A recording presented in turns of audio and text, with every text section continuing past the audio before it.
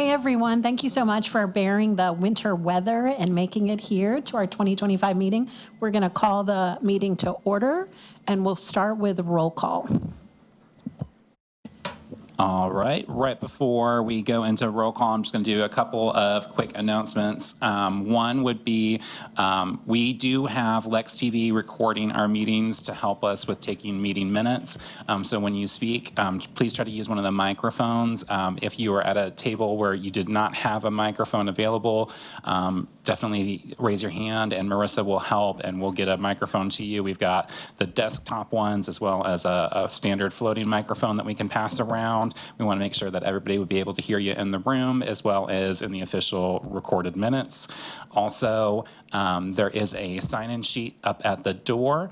Definitely make sure that we know that you are with us today and indicate if you want us to add us to our mailing list. So then we'll go right into the roll call. Joy Andrade is excused. Amanda Bryant, I believe she's planning on being here, so we'll check on her a little bit later. Bruce Davis. Present here. Diane Fleet. Here. TC Johnson is excused. Billy Love. Here. Chris Primo. Here. Is it your first official board meeting with us? Welcome aboard. Thanks. David Shad. Here. All right. Liz Sheehan. Here. And Lella Stowe. Here. All right, and so we do have a quorum. So next I'm going to give you all a few seconds to review the minutes. I'm assuming everybody received those in email. This is from the November 13th board meeting. So I'll give you a second.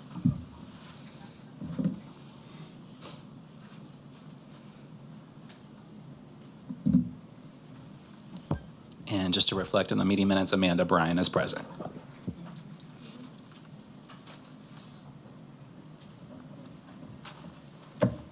Seems like most everyone is not reading at this moment. So do I have a motion to accept the minutes? I move we accept the minutes of the, what was that, the November 13th, 2024 meeting. And do I have a second? Second. Was there any discussion? I'm so sorry. That really should have come first. No? All right. The minutes are accepted. So we'll have to do a full board vote, and that was no corrections, right? Okay. All those in favor, and this is a board vote? Aye. Any opposed? All right, that motion passes. Next, we have the public and partner comments for issues on the agenda. Does anyone like to bring anything up to share?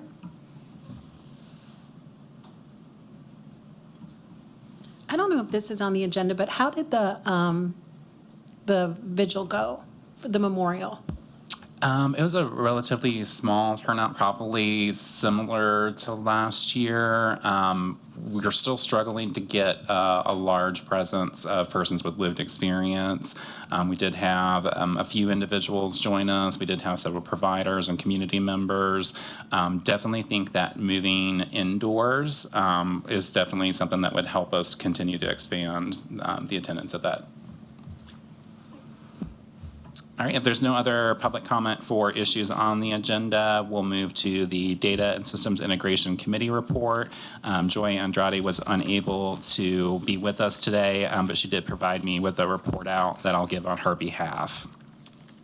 The Data and Systems Integration Committee met on December 4th at the East Side branch of the Lexington Public Library.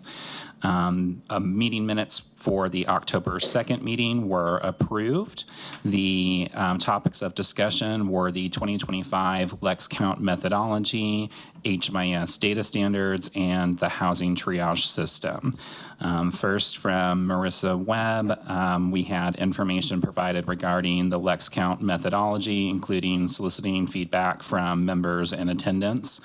This year, the Lex Count will take place on January 29th, the last Wednesday in January.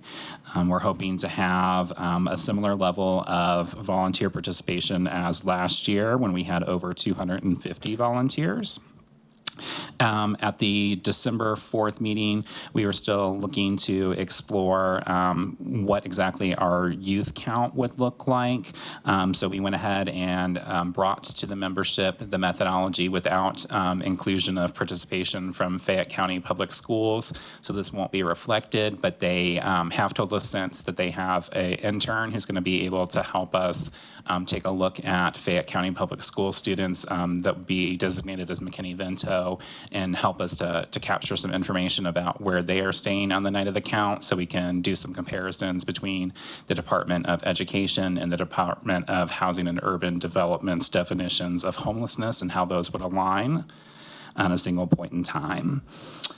And then as a reminder for those who would like to volunteer to participate in the count, registration is live. If you are not on our mailing list and haven't received that information, feel free to reach out to Marissa or see one of us after the meeting so we can get that information to you. But the membership approved the methodology, which we'll bring to a full board vote today. Next, we spent some time discussing the fiscal year 2027 HMIS data standards. So HUD does a major update to the Homeless Management Information System data standards every several years. And typically they release that information about what they intend to change or roll out far in advance so they can open a period for public comment. So that process is currently ongoing. Feedback is going to be due in May of 2025, but we've started some discussion within some of our meetings. We're also glad for you to reach out to us individually, especially our HMIS end users who have a really strong knowledge of the system. That can help us to understand things that we might want to inquire of HUD about, either suggested changes or questions about things that we might hope to see within our system. Oftentimes, these focus around issues such as accessibility and equitability, such as using more equitable language. Also, we had on the agenda updates for our housing triage system. As a reminder, this is a Lexington-specific housing assessment tool that is being used to replace the VI SPDAT. We are aware that there are some concerns about potential inequalities built into the VI SPDAT. And then locally, some of our providers have felt like it might not be a true reflection of an individual or household's acuity of needs. So we're hoping that this tool would help us to better address that. During the discussion, we talked about how we would want to implement our tool. Right now, we are looking at using a variety of experienced assessors to help us test that tool before we do a widespread system rollout. But the membership had approved that, as had the board. So right now, we are just working with some partners to help us gain more information about how that tool is assessing needs in comparison to the VI SPDAT, see if there might be additional changes with language, any unintentional consequences, such as maybe if we need to make things more clear, if there's anything that might be an unintended disparity in terms of if a question might favor a particular group or be more clear to a particular group. We want to make sure it's as fair and equitable as possible. So we'll continue to discuss that within the Data and Systems Integration Committee. Right now, we're working with a few select partners, but we'll continue to provide updates within that committee. Marissa Webb and the Office of Homelessness Prevention and Intervention also provided a Q3 report for our coordinated entry system. A few highlights were that there were 60 successful referrals. I believe that actually is supposed to be 6 successful referrals, 3 failed and 3 pending. The average VI SPDAT score was an 8. And then we also had some HMIS announcements from Adam Kuhn in the Office of Homelessness Prevention and Intervention. The next HMIS user training will take place on January 14th. I'm sorry, that is the date of the next end user work group. The next HMIS user training at that time was for December 5th, and we will make sure that you have information. Do you all have, just so I know, a January new user training tomorrow? Okay. Well then, if, as written, it's also appropriate. It would be tomorrow as well. And then the next data and systems integration meeting will be on February 5th at 1:30, and that will be at the Dawn Ball Campus Center. Again, we will need a board vote on the Lexington methodology that was approved by membership. But before we do that, is there any questions or discussion regarding the committee report? I only wanted to add that our next end user work group, which is happening next Tuesday, will be a discussion and review of the housing inventory count form as a part of our Lex count and PIT and HIC data, our methodology, our Lex count methodology, but it will be recorded. So if you are unable to make it, we will be making sure that you do have access to how that form should look. All right, any other discussion on the committee report before we do our voting item? All right, hearing none, is there a motion for approval of the 2025 Lex Count methodology? I will make that motion. All right. Is there a second? All right, second from Liz. Any further discussion from the board? All those in favor? Aye. Aye. All those opposed? That motion passes.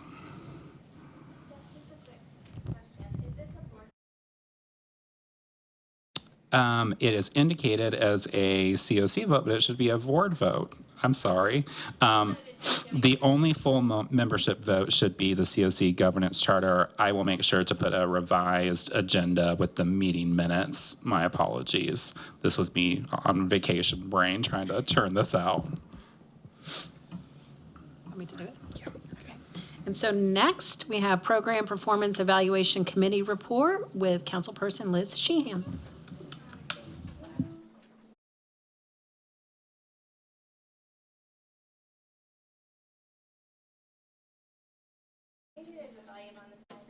About this one's okay though.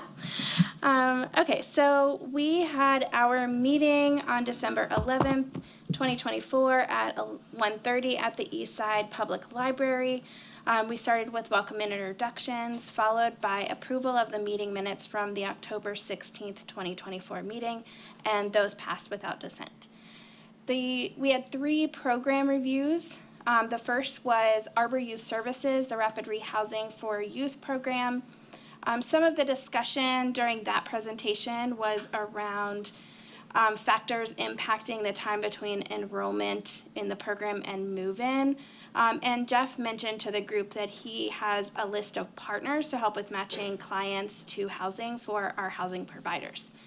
And then we had a discussion about returns to homelessness and some of the challenges with higher acuity clients and some of the work that they are doing around trying to increase their efforts with their clients around matching them with housing. So contacting the clients more, having more in-depth discussion, trying to ask the clients, these are youth, so it's a little harder to maybe sometimes engage them instead of just asking like a yes or no, how are things going kind of question, but asking more specific questions to get deeper answers and more information from them to be able to help. The next program was the Mountain Comp Care program for permanent supportive housing. And some of the discussion during this presentation was around earned income and how that is a challenge for this population. And again, this is a high acuity population, so the presenter was Jackie, and she talked about how it's hard to motivate the clients or get them to believe they can hold a job. And so we had some discussion around what the COC could do to help, and some of that was, some of the programs in the community, working on social skills and, the partnerships we have with programs like Goodwill. And then we had some discussion around some of the evictions that have been happening within that program. And the discussion was about what was causing the evictions. And some of that was a lot. Jackie had mentioned that it was around mental health problems that were causing people to break things or damage property or call the landlords continuously, and that was then a challenge for the landlords and causing some tension. So Jeff asked again about what could the COC do, and particularly around discussion if there was additional funds to cover damages to help keep people in their housing. And so we talked a little bit more about that. And then the next program presentation was around the rapid rehousing program for Mountain Comp Care. And they talked about they're having changes in their funding for this program, so they're reevaluating clients to see if they can be moved to other programs. Their length of stay is high right now, and they're working on, the people in the program get rental assistance for 2 years, but some of them don't start working a job until month 20 in the program, so they're trying to get people motivated into the working a little bit earlier and having those discussions earlier. We also had a vote for the 2025 evaluation schedule that we need to vote on, so I'll come back to that. For our public comment section, we talked about the motel program and how that has been going, and particularly around the application process and some of the challenges there. The next meeting for this committee is February 19th, 2024 at 1:30 at the Don Ball Campus Center at 298 West Loudon Avenue. We adjourned at 2:30 for this meeting. I'm going to go back now to the evaluation schedule. Our committee passed the evaluation schedule in our vote, so I'm bringing that to the board and move to approve that. Since that motion came from committee, is there a second from the board? All right, Amanda seconds. Any additional discussion on the 2025 program performance and evaluation presentation schedule? All right, hearing none. All those in favor? Aye. Aye. All those opposed? All right, that motion passes. All right, next up, we have the Advocacy Issues and Programs Committee report from Marissa Webb. Thank you. So we met on December 18th, 2024 at 1:30 at the Don Ball Campus Center. We had welcome introductions, and then we passed the October 23rd, 2024 meeting minutes. In our new business, most of the meeting actually was a discussion of our funding priorities. We heard from the Continuum the need for a flex fund for things like transportation, storage units, but also things like, paying potentially past due utility bills, administrative fees, and gaps. Really, this fund serving as a gap of a small amount of money to really help people move towards housing. One discussion that we had quite a bit was storage for folks as they're in the interim housing, trying to reestablish themselves, and having a program that would really help with maybe keeping belongings, and then also as folks are able to acquire belongings that they would need for housing, for moving in. We also discussed as other funding priorities within that discussion, a restroom or shower mobile laundry program. One individual mentioned the program in Georgetown where they take over a laundromat for like twice a month, and it's free for folks to come in and do laundry. And we know that there was a similar program that Fayette County or Scott County Public Schools does, who may be McKinney-Vento. We also talked about the need for street outreach, and really the need to figure out a way to pay for it from a sustainable funding source, because it's clear that it is a need within our community, because it helps engage those who will not otherwise engage with our programs, with our systems. But Because of the funding being limited for that type of program, that actually led into a broader conversation about potentially bringing some changes to the Innovative and Sustainable Solutions Fund, just because that fund serves as piloting programs, and then for them to move to a sustainable funding source. And that's why we have like Straight Outreach 1.5, Straight Outreach 2.0, is because we want to continue to be within the parameters of this type of funding source, but especially now hearing from our continuum members that we have a lot more money. Just looking to be, is there a way to maybe change that where part of the money is used as a sustainable funding source for things like Straight Outreach, and other parts of that fund are used for more of that piloting, that initial intent of the fund. We also discussed a need for or I guess the idea for community service court, like an advocacy piece for those who may find themselves in court, whether that be because of House Bill 5, or just really trying to strengthen that relationship between jail and the legal system and our folks who engage within those systems, particularly because of the need to try and have a handoff that is, as folks are leaving jail, where are they going? Maybe these are folks who are continually in jail. How do we engage those folks who may not be engaged otherwise, right? Or it may be really difficult to try and do things like document chronic homelessness or connect with disability documentation. But if they're consistently in jail, trying to strengthen those partnerships. And then it was also mentioned that transitional housing is a huge need, and that was part of that broader discussion of the original intent of Innovative and Sustainable Solutions Fund versus if we were to maybe move to one that is a sustainable funding source that can be tapped into year after year. I did mention that was probably not going to be the only time that we discussed our funding priorities. So if you were unable to attend that meeting, please feel free to, and you have great ideas, feel free to follow up with myself or Jeff, but I'm sure that we will continue discussing ways that we can fill gaps within our community. For continuing business, we have our lived experience engagement update. We talked about some of the challenges that we've had in this past year and some of the ways that we want to try and meet those challenges. Again, one of the biggest needs that we have is for maybe a partner organization to work with us to help with compensation efforts.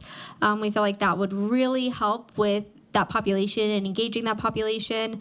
And myself and Adam were actually a part of a webinar for other communities who had a lived experience and engagement kind of committee, and they said that was the biggest asset for them, was finding a partner agency that was able to help with those compensation efforts. So if any organizations are wanting to engage, that would be really helpful, and I think would really help to progress within that.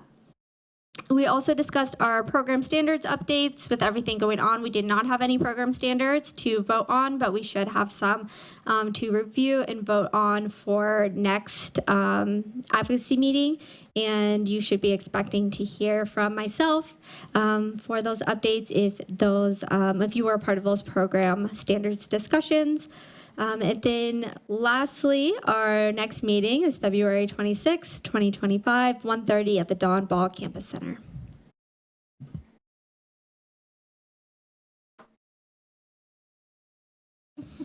Is there any further discussions? Do you have any questions for Marissa?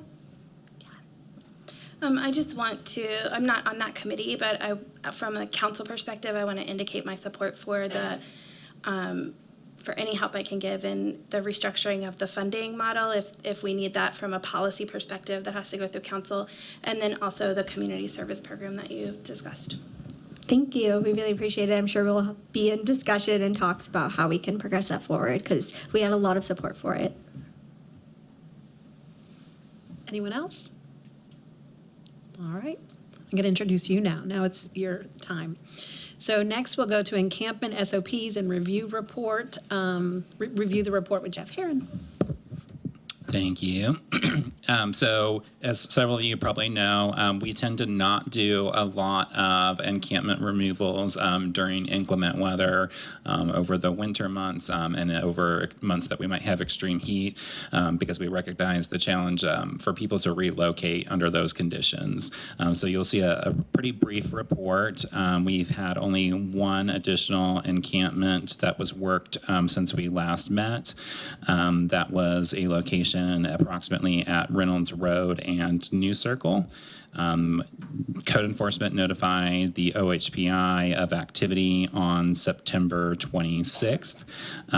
This is a household that Outreach has worked several encampments where they have been present, and you'll see a number of additional attempts made at this particular encampment. First contact was made on September 26th. Contact was made with 2 individuals. Services were declined. Same outcome on October 3rd. On October 4th, contact was made with those 2 individuals again. One of the individuals did engage in services. The other declined. On October 7th, we made contact with the same 2 individuals. Outreach assisted one individual in entering substance use treatment. The other individual continued to decline services. On October 11th, contact was attempted, but no contacts made. October 14th, contact was made with one individual. Services were declined. On October 23rd, no contact was made. Individual had expressed previously intent to voluntarily relocate, but we still went ahead with our initial notice on that date. And so then, I'm sorry, that should have been final notice on that date. First notice was posted on 10/16 with a final notice on 10/24. Removal occurred on October 30th at a cost of $2,100. So the encampment summary report for January is going to be really simple because it is just that one camp. But looking at our fiscal year to date outcomes, so far there have been a total of 11 cleanups performed on 9 unique locations with a total cost of $15,655. The average cost per cleanup is approximately $1,423.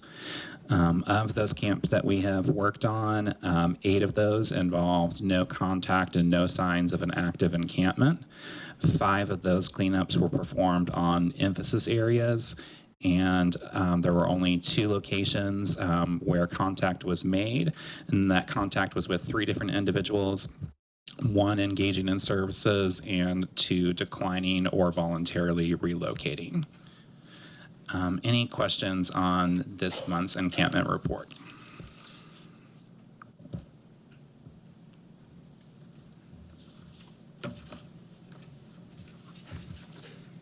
We're just breezing right along. All right. Since I am up again, I'll just continue to talk to you. So first up, we're going to have a budget update. First in the packet would have been the fiscal year 23 Innovative and Sustainable Solutions funding. That would have been, again, a year that we utilized ARPA funding.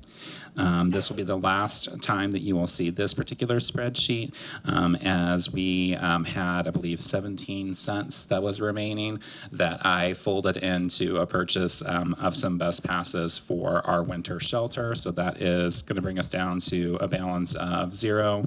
And then the only possibility that we'd have to revisit this is if we have to reallocate an encumbrance. Next in your packet will be fiscal year 24. You're going to see both ARPA funds, which was our original commitment from the general fund, and then during fund balance we received additional funds that are going to be reflected below that. So for fiscal year 24, we have already purchased our HMIS licenses and already spent the full amount for Street Outreach 3.0. We also had the elderly disabled winter motel shelter from last year operated by Bluegrass Care Navigators, as well as emergency family housing motel funds given to Community Action. Remainders, any of those were folded into fiscal year 25 funding to support Community Action Council and operating winter motel shelter. So right now, all funds are allocated, and we would only have to revisit this if there were any funds that were not expended. Moving down to the 24 general fund, we had provided some funding to the New Life Day Center for them to construct their shaded space and also install restrooms and hand washing stations available to their population. We did have a minor balance on that of about $18,000. You'll also see reflected a rolling balance of funds, the additional funding that we received during the fund balance, our COC planning grant match, and then programs that we introduced in fiscal year 24, the intensive case management program with Independence Place and the landlord partnership program with LHA, both of which are underway, approximately about 6 months in each. And then we had also from fund balance received $155,000 for a shelter and transitional housing feasibility study, which is currently underway. Those results are going to be expected in the spring of 25. So you'll see some movement on that project as well. Right now, we have about $744,000 that is unallocated from that year. That's the last time that you're going to see that appear as 24 funds. There's been a budget amendment to move all funds to the current year. So moving forward, all of those funds will just appear as fiscal year 25. That would be the last sheet that was in your meeting packet. We have the COC planning grant match dollars, which are underway. Our HMIS subsidy has already been purchased for this year. We are now working on the second year of Hope Center Street Outreach contract. And we have placeholders for Independence Place and Lexington Housing Authority to continue the programs funded in fiscal year 24. So that would leave us with about $661,000 for fiscal year 25. A lot of this is going to look different at the next meeting as we have a couple of RFPs going out, but also any additional costs that were unforeseen for winter may potentially be something that this board may need to take a look at supporting. And even though it's not designated as the Innovative and Sustainable Solutions Fund, providing an update in regards to our winter weather response budget, that would have been $2 million that were provided from the general fund.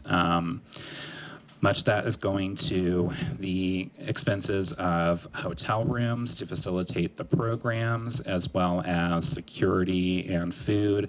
We also have the Bluegrass Care Navigators program separately funded.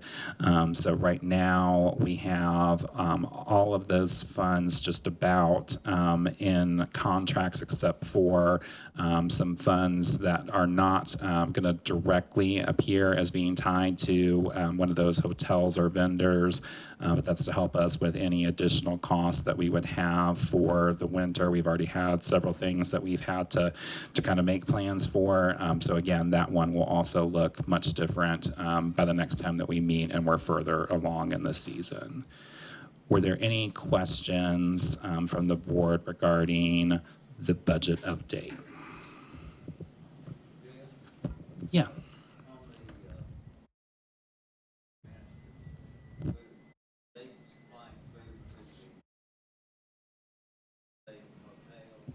Yeah, so we have two vendors for food. The amount there is a little bit flexible.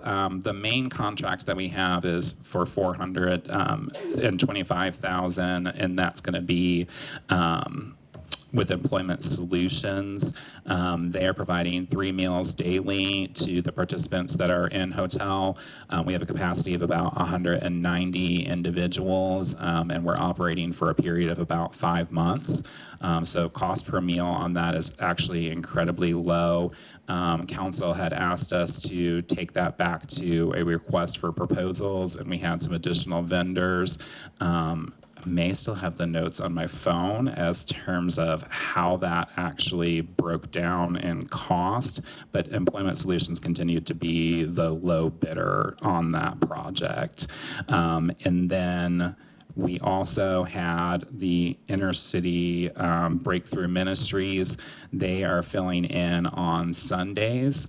Our Employment Solutions provider, if they were to do all 7 days, would incur overhead costs like overtime. And so it actually was going to greatly impact the cost. So we have an additional vendor who stepped in just to do that Sunday meal and keep costs low. I do have the notes. When we did RFP, we had 4 total responses. Employment Solutions was providing 3 meals daily per person at a cost of $17.34 per person. The other responses that we got, the next lowest was $34 per person per day. We had one that came in at $38.49 per day per person. And we had one bid that was for $66 per person per day. So definitely Employment Solutions still remained the low bid on that contract. Other questions?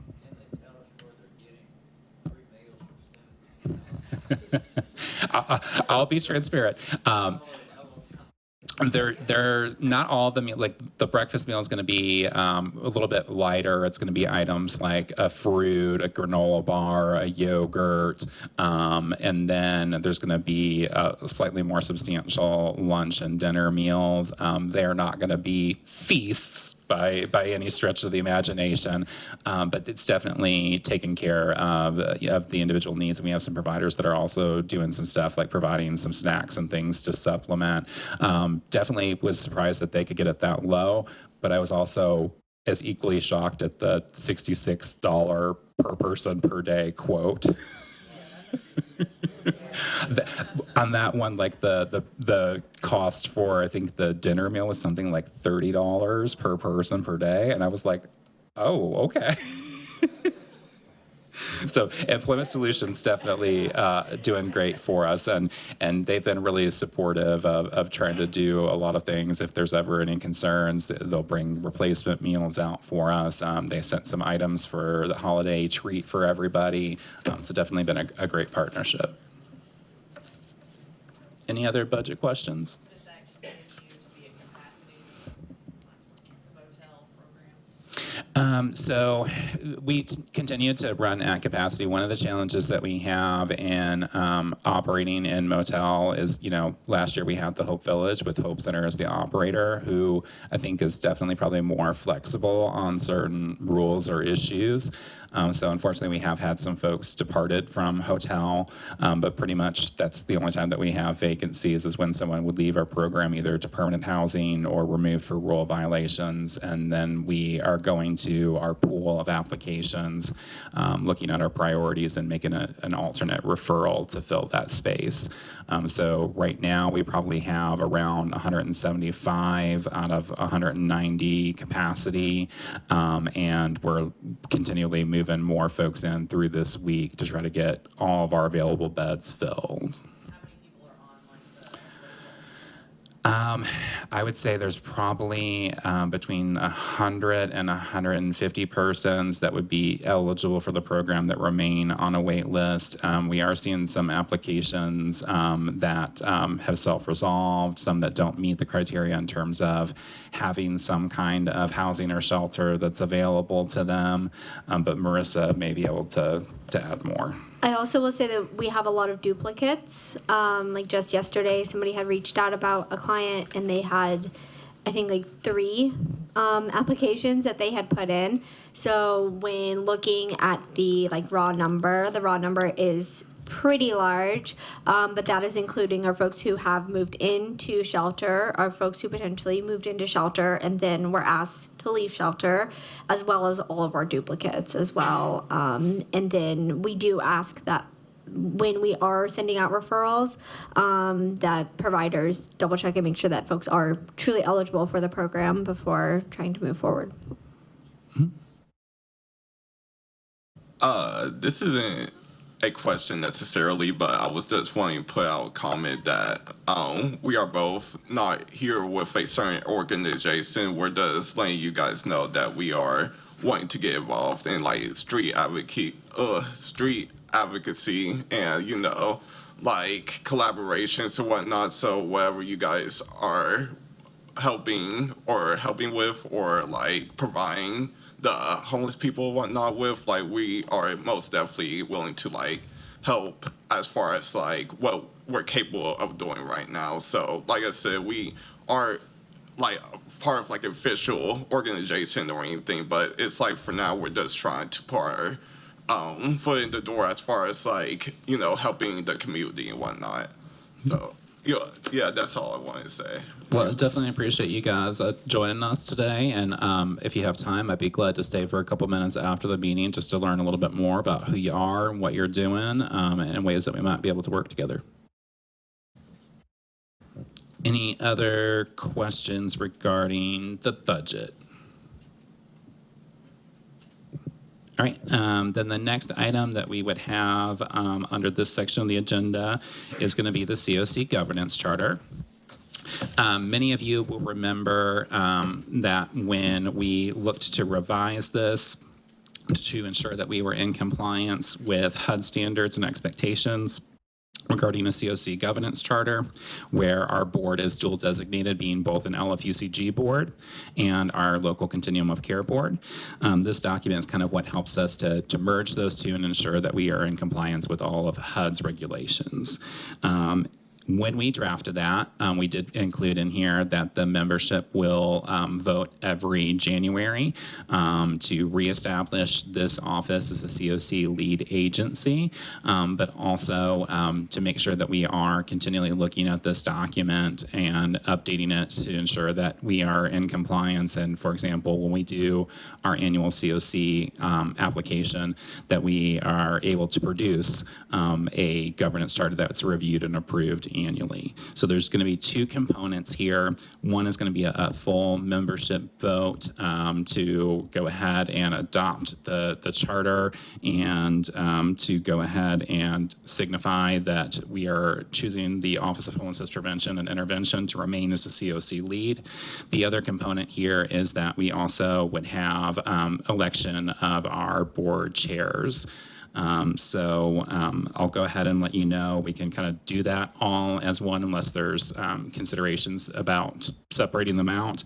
But at present, the commitments that we've gotten from the board for officer positions, Diane Fleet is going to continue to serve as our chair. She has this one additional term that she can serve before needing to roll off of that position. Bruce Davis has agreed to serve as our vice chair. Joy Andrade is going to continue to chair the Data and Systems Integration Committee. Liz Sheehan is going to continue her amazing work with our Program Performance and Evaluation Committee. And David Shad from the Hope Center is going to step in to fill the vacancy that we have with the Advocacy Issues and Programs Committee. But what we would be looking for would be a motion from the membership.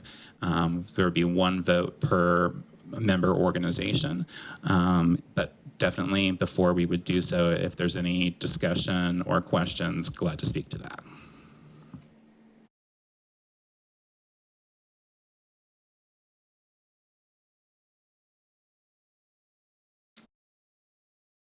I know it's just a little light reading in a very, very exciting document, but if there are questions, I am glad to answer them.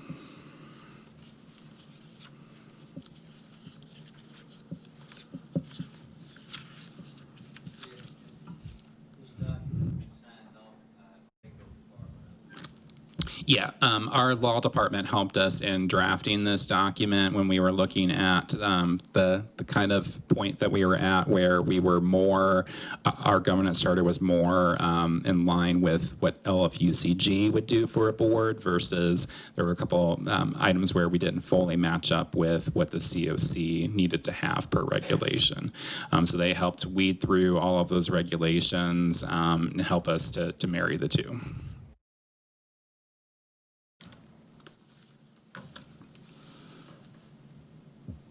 All right, if there's no questions or discussion, would there be a motion for approval? And this can be from anyone's a full membership vote.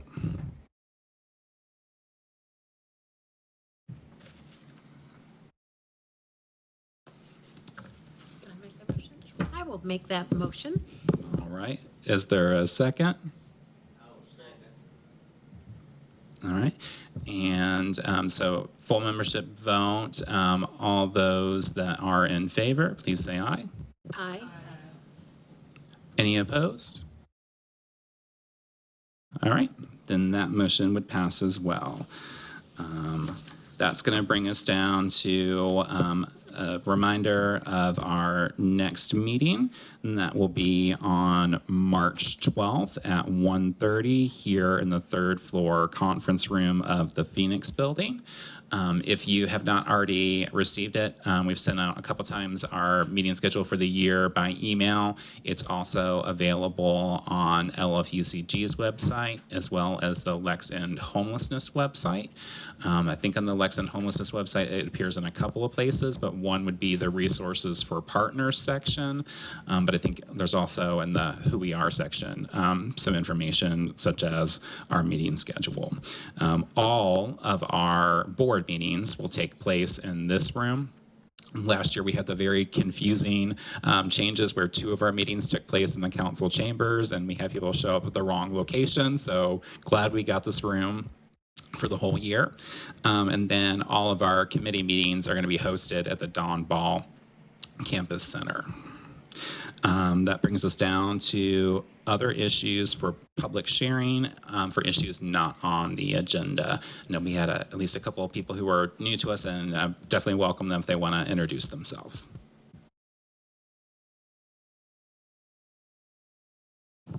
Hello there. I introduced myself to a few people beforehand. I'm Dr. Amy Capisi, and I'm the new interim director at the Sexual Violence Resource Center of the Bluegrass.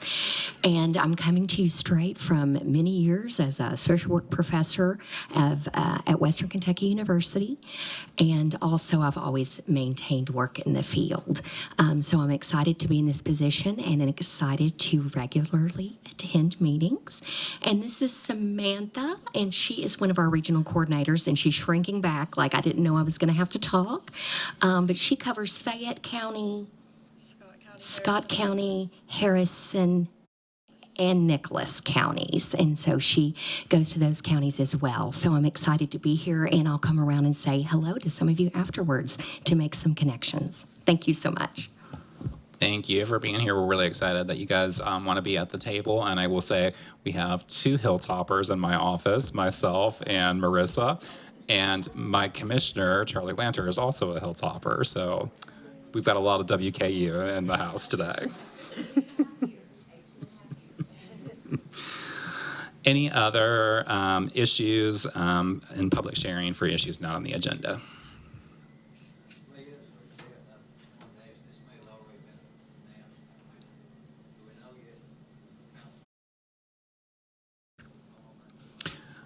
So we are in the process of figuring that out right now. We wanted to make sure that we held until the new council members were determined and what was going to be the outcome of elections. But we are very close to being able to fill that seat. So hopefully by next meeting, we'll have our second council representative. We are sad to lose Kathy, but obviously excited also for some new faces at the table. Yeah, go ahead. So as you know, we're kind of new to this business. Our initiative is to cater to homelessness, addiction services as well, and also LGBT services, and provide resources to the sexual violence that's very that would help us out a lot too. So we would probably talk about that later. Yeah.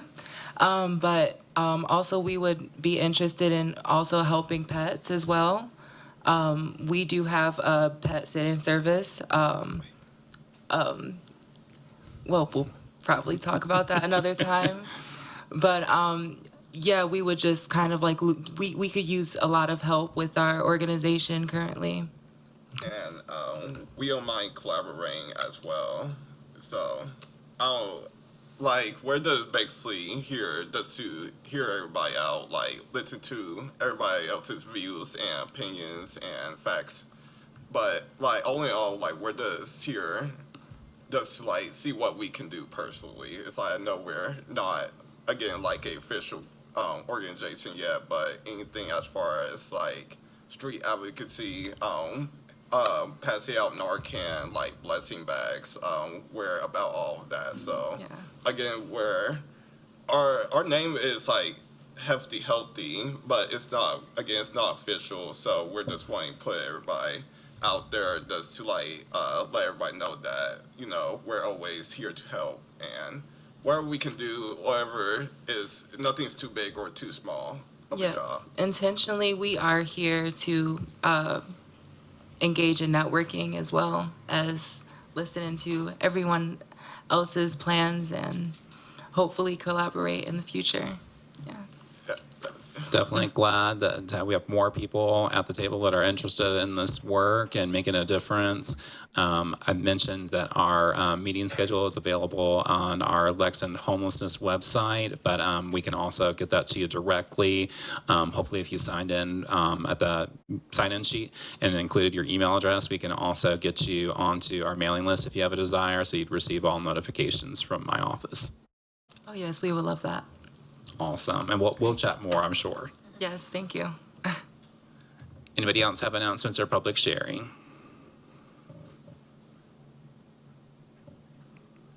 All right, and I'm going to look over in Bruce's direction. Is there a motion to adjourn?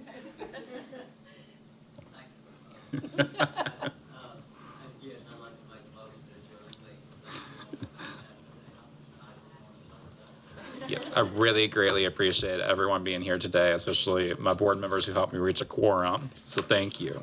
Drive safe and stay warm.